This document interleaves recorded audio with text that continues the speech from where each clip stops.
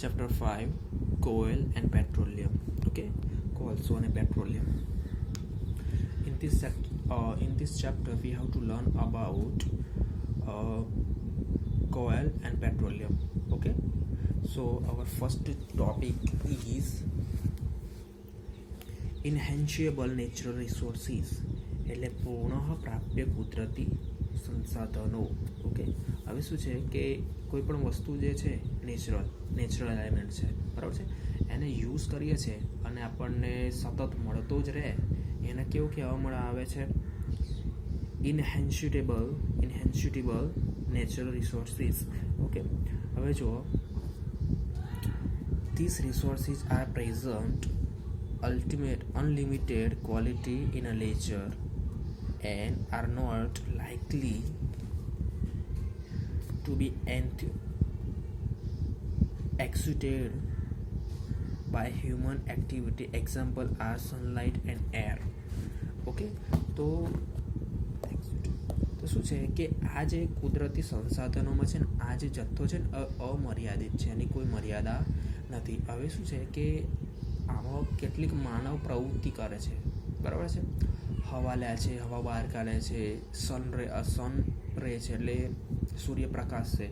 હવે કેટલો બી યુઝ કરે આપણને સતત મળતો જ રહેવાનો છે, બરાબર છે, કોઈ દિવસ ખૂટવાનો નહીં, બરાબર છે. કોઈ દિવસ તમને એવું થયું એક પણ દિવસ એવો આવ્યો કે સૂર્ય ના ઉગ્યો હોય એવો, બરાબર છે, એવો આવશે પણ નહીં, બરાબર છે. હવે સેકન્ડ વન છે એક્સેસિબલ નેચરલ રિસોર્સિસ એટલે શું છે? પુનઃ અપ્રાપ્ય કુદરતી સંસાધન. The amount of these resources in the natural is limited. They can be exhausted by human activities. Example of the resources are forests, wildlife, minerals, oil, petroleum, natural gases, etc. હવે શું છે કે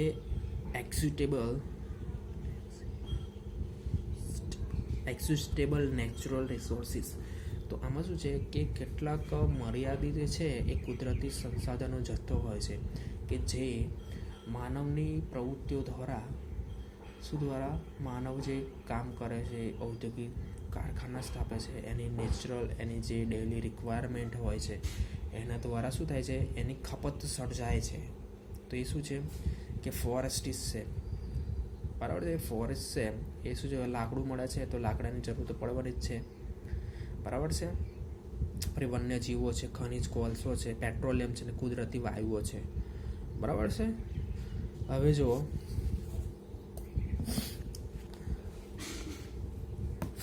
હવે એક્ટિવિટી 5.2 છે, it is not necessary to do. હવે આ જે topic છે એમાં જુઓ, in this chapter we will learn about some exhaustive natural resources like coal, petroleum, natural gas. These were from the dead remain of a living organism, fossils, so these are known as a fossil fuels. Okay, તો આમાં શું છે કે આ જે જોઈએ છે કે આપણે જે પુનઃ અપ્રાપ્ય જે જથ્થો છે એમાં શું છે કે કોલસો છે, પેટ્રોલિયમ છે, બરાબર છે, અને નેચરલ ગેસ છે. હવે આ બન્યા છે કેવી રીતે?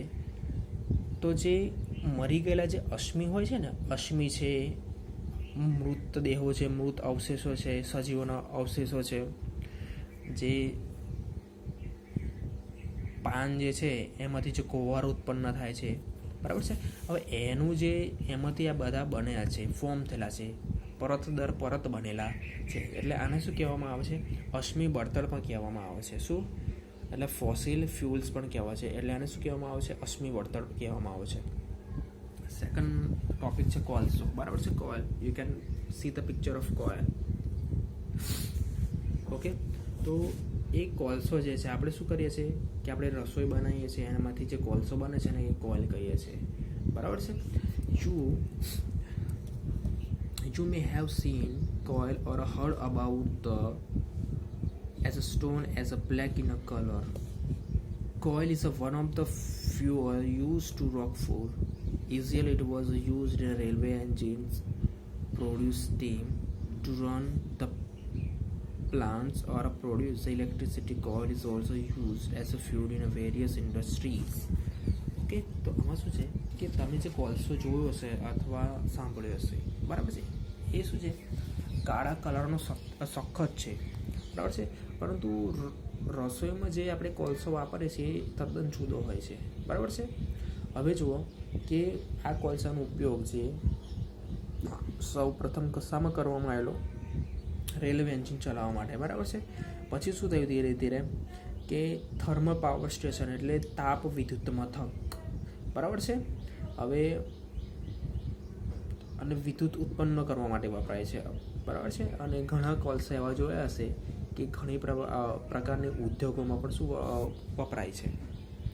હવે સ્ટોરી ઓફ અ કોયલ એટલે શું છે, કોલસાની આપણે સ્ટોરી છે અહીંયા લર્ન કરવાનું છે આના વિશે, બરાબર છે. About the 300 million year ago. Okay, તો 1 મિલિયન દેટ મીન્સ કે કેટલા આવે, 10 લાખ, બરાબર છે. એટલે કેટલા 13 કરોડ યર અગો, એટલે 30 કરોડ 13 કરોડ યર અગો, બરાબર છે. The earth had a dense forest in a low lying wetland areas. હવે શું હતું કે લગભગ 30 મિલિયન વર્ષ પહેલાં પૃથ્વી પર જે નીચાણવાળા વિસ્તાર હતા, ભેજયુક્ત વિસ્તારમાં ગીચ જંગલો હતા, બરાબર છે. Due to natural processes like a flooding, this forest got buried under the soil. As more soil deposited over them, they were compressed. The temperature also rose as the sank deeper and deeper. Okay, તો શું હતો કે આની પર શું થયું કે કુદરતી આફતો આવી, તો શું થયું આ જંગલો છે જમીનની નીચે દટાઈ ગયા. હવે એના નીચે શું થયું, માટી જમા થઈ, બરાબર છે. હવે માટી જમા થઈ, હવે શું નીચે દબાણમાં આવ્યા. હવે તેઓ ઊંડેથી ઊંડે જવાને લીધે તાપમાનમાં એમાં વધારો થયો ગયો.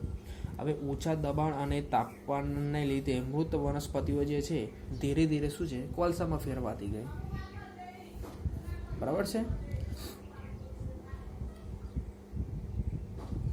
As a coil contained mainly carbon, the slow process of conversion of a dead vegetation into coal are called carbonization. Okay, નિશેષન ને કાર્બોનાઇઝેશન. ઓકે, તો હવે શું થયું કે વનસ્પતિ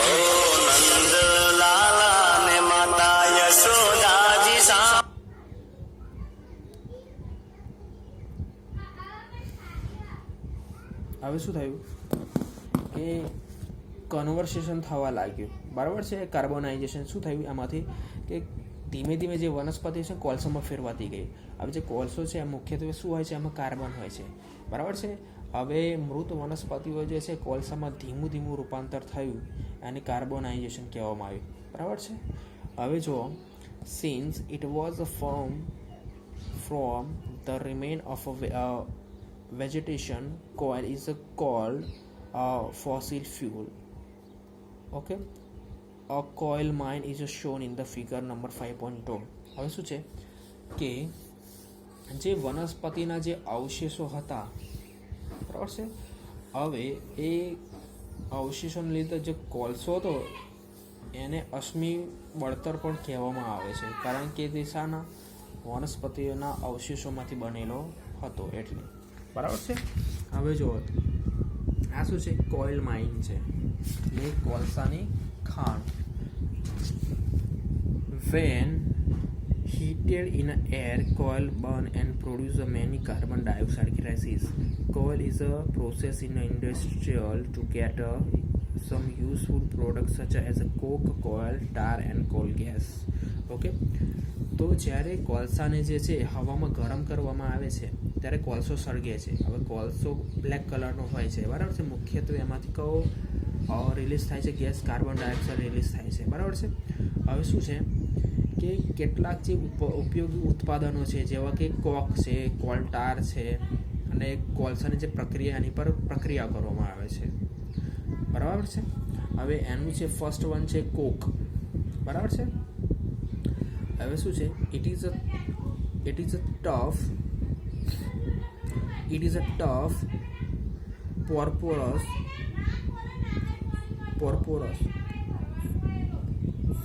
and black substance. It is almost pure from the carbon. Coke is used in a manufacture of steel and the extraction of many metals. Okay, તો તે શું છે? સખત છે, બરાબર છે. કાળા રંગનું શું છે? લગભગ છિદ્રાળુ શુદ્ધ પદાર્થ છે, બરાબર છે. કોકનો ઉપયોગ શામાં? સ્ટીલના ઉત્પાદનમાં કરવામાં આવે છે, કારણ કે એનાથી શું થાય છે? ધાતુનું નિષ્કર્ષણ થાય છે, બરાબર છે. હવે છે coal tar. It is a black thick liquid with an unpleasant smell. It is a mixture of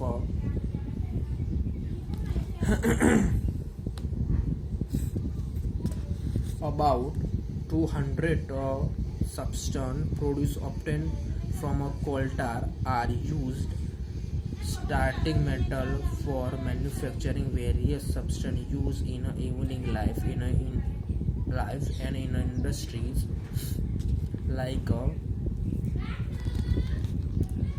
cemetery, dye, drugs, explosive, perfumes, plastics, planes, photographic material, roofing materials, etc. Interestingly, naphthalene was used to repel motion and other insects are also obtained from the coal tar. Okay, તો આ શું છે? કોલટાર શું છે? આ શું છે? કાળા રંગનું પ્રવાહી છે. તે શું છે? કાળું ઘટ્ટ છે અને અણગમતી વાસ એમાંથી આવે છે. એ લગભગ શું છે? 200 જેટલા પદાર્થોનું મિશ્રણ છે. હવે કોલટારમાંથી મળતી જે નિપજો છે એ રોજિંદા જીવનમાંથી વપરાય છે. હવે તે પ્રાથમિક ઘટક તરીકે વપરાય છે. હવે જો એમાંથી સંશ્લેષિત રંગો વપરાય છે, દવાઓ વપરાય છે, વિસ્ફોટકો વપરાય છે, સુગંધિત દ્રવ્યો વપરાય છે, પરફ્યુમ કહે છે, પ્લાસ્ટિકના પેઇન્ટ્સ છે, ફોટોગ્રાફ પદાર્થ છે અને છત જે બનાવે છે એના માટેના સાધનો પણ વપરાય છે, બરાબર છે. હવે આમાંથી રસપ્રદ વાત શું છે કે ફૂંદા અને જીવાતો જે છે એને દૂર રાખવા માટે જે ડામરની ગોળીઓ પર કોલટારમાંથી જ બને છે, બરાબર છે. આજકાલનું જે the days bitumen and petrol product used for the place of a coal tar melting the roads. હવે આજકાલ જે છે કોલટારને બદલે જે પેટ્રોલિયમની એક જ પેદાશ bitumenનો ઉપયોગ રોડ બનાવવા માટે થાય છે, બરાબર છે. bitumen કોલસો. જે લાસ્ટ છે આ પાર્ટ એનો એ શું છે? કોલ ગેસ છે, બરાબર છે. હવે કોલ ગેસ શું છે? કોલસામાંથી જે આપણે જે coal gas is obtaining during the process of coal to get coke. Okay, તો આપણે જે કોલસામાંથી કોક બનાવે છે એ પ્રક્રિયા દરમિયાન કોલ ગેસ આપણને મળે છે, બરાબર છે. હવે શું છે કે હવે ઉદ્યોગની આસપાસના જે કારખાનાઓમાં છે એને બળતણ તરીકે ઉપયોગ કરવામાં આવે છે. સૌ પ્રથમ વાર એનો લંડનમાં ઉપયોગ કરવામાં આવેલો, બરાબર છે. હવે જુઓ, થર્ડ વન છે શું છે? પેટ્રોલિયમ છે. ઓકે, ચેપ્ટર પૂરું જ કરી નાખ્યા છે. પેટ્રોલિયમ છે, બરાબર છે. પેટ્રોલિયમ છે આ શું કે you know that the petrol is used as a fuel in a light automobiles such as a motorcycle, scooter, cars, heavy motor vehicles. Diesel, petrol and diesel are obtained from a natural resources called a petroleum. Okay, તો આમાં શું છે કે તમે જાણો છો કે બળતણ તરીકે આપણે પેટ્રોલને હળવા વાહન જેવા તરીકે મોટરસાયકલ છે, સ્કૂટર છે, કારમાં વપરાય છે અને ભારે વાહન છે, બરાબર. ટ્રક છે, ટ્રેક્ટર છે, ડીઝલથી ચાલે છે અને પેટ્રોલિયમ અને ડીઝલ પેટ્રોલિયમ જેવા કુદરતી પદાર્થ છે અને સંસાધનથી મેળવવામાં આવે છે, બરાબર છે. હવે શું છે કે petroleum was formed from the organism living in a sea. As these organisms died, there is a body settled at the bottom of a sea and got covered with a layer of sand and clay. Over the million of years, absence of air, high temperature and high pressures transformed the death organism into the petroleum and a natural gas. Look at the figure number 5.4. Okay, it is show the deposits of a petroleum and natural gas. So you can see the layer of containing the petroleum oil gas above the depth of water. Why is it so? Recall the oil gas and the lighter than the water and not mix with it. Okay. હવે જુઓ શું છે કે સૌ પ્રથમ જે petroleum છે એ સમુદ્રમાં બન્યું હતું, બરાબર છે. હવે એમાં શું હતું કે સમુદ્રમાં જે મૃતદેહ સજીવો રહેતા હતા, હવે એમના મૃત્યુ પામતા, બરાબર છે.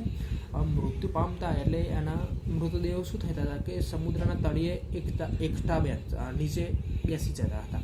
હવે એની પર શું થતું કે રોજની પ્રક્રિયાઓ બીજા પ્રાણીઓ હોય એના લીધે એની પર રેતી બેઠી, એની પર ક્લે માટી બેઠી. હવે શું થયું કે એના પર લેયર થતા જ ગયા. હવે શું થયું કે લેયર થતા ગયા એટલે એરની જે છે આપણે જે એર છે એની એબ્સન્સ થતી ગઈ, અને જેમ જેમ નીચે જઈએ એમ શું થાય કે તાપમાન વધતું જાય.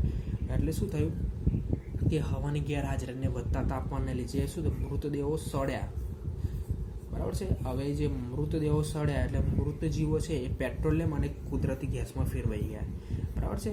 હવે શું થાય કે પેટ્રોલિયમ અને જે કુદરતી ગેસનો હવે સડે છે એટલે કોઈ નિશ્ચિત પ્રકારના બેક્ટેરિયા તો અંદર હશે, એટલે શું એક પ્રકારનો ગેસ પણ ઉત્પન્ન કરવાના જ છે, બરાબર છે. હવે શું થયું કે કુદરતી વાયુનું સ્તર ધરાવતા જ ગયા, બરાબર છે. હવે શું થાય, પેટ્રોલિયમ અને કુદરતી વાયુ જે છે પાણીના સ્તરના ઉપરના ભાગે છે, બરાબર છે.